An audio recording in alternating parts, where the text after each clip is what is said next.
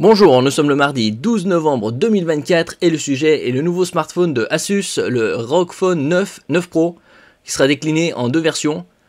Une version avec 24 Go de RAM, le 9 Pro, et le 9 sera probablement en 16. En ce qui concerne le ROG Phone 8 et ses déclinaisons, 8 Pro et 8 Pro Edition, c'est respectivement 12, 16 et 24 Go de RAM, qui sont actuellement à 1000, 1200 et 1500 euros. Prix de lancement qui sont sortis au début de l'année. N'oubliez pas de vous abonner pour plus de news sur le monde de l'high-tech ainsi que les bons plans également sur mon Twitter et en description sous toutes mes vidéos. Donc comme on peut le voir sur le site officiel, la présentation de la nouvelle série ROG Phone 9 Series sera dans une semaine à midi. Nous avons quelques informations en ce qui concerne les specs de ce nouveau smartphone gaming. C'est plus ou moins des rumeurs et plus ou moins exact. Alors, le système d'exploitation Android 15, ça c'est évident, puisque c'est le dernier, il est sorti il y a quelques semaines.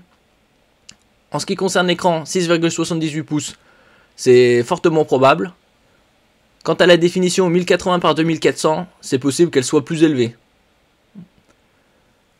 Au niveau de la batterie, 5800 mAh. Sur les précédentes versions, c'était 5005, voire 6000 en deux batteries de 3000. La RAM 16 ou 24, ça c'est certain. Et le capteur principal photo 50 mégapixels, c'est quasi certain, c'est possible que ce soit plus élevé, 64.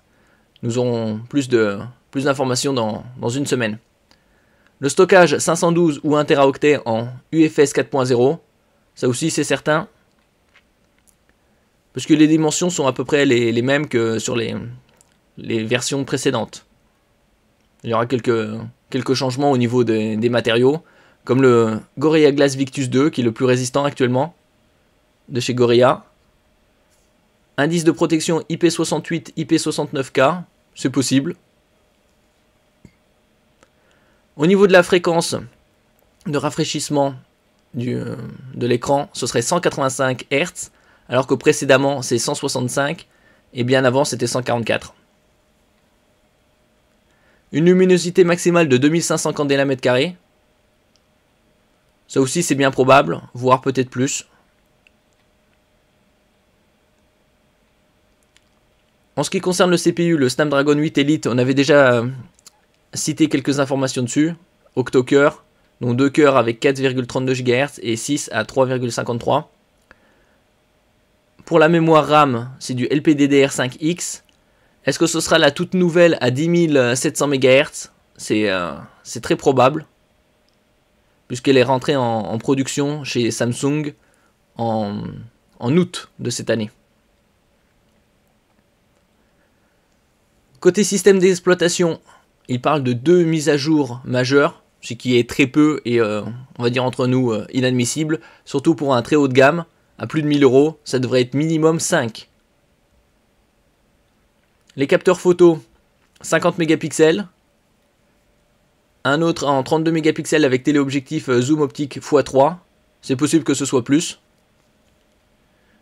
Un autre de 13 mégapixels pour le ultra grand angle 120 degrés. Ça aussi c'est possible qu'il revoie ça à la hausse, ces capteurs. Le principal 50 mégapixels il devrait rester à 50 mégas. Et les deux autres possibles 50 mégapixels également. On aura plus d'informations et des certitudes dans une semaine. Au niveau de l'enregistrement vidéo, 4320p, c'est-à-dire le 8K à 24 images par seconde. Ça ne devrait pas changer. 24 ou 30 images. La 4K en 30 ou 60.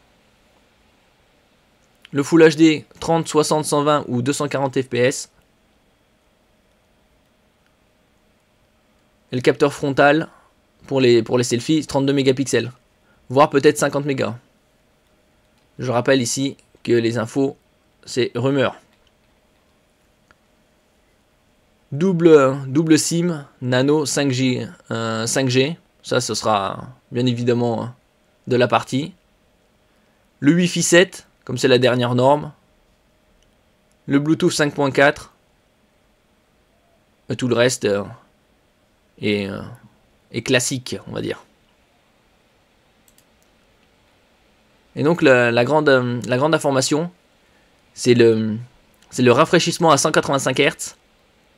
Et ici on a le support de l'indice IP, c'est indice de protection 68, c'est-à-dire qu'il résiste aux immersions à 1,5 m de profondeur pendant 30 minutes.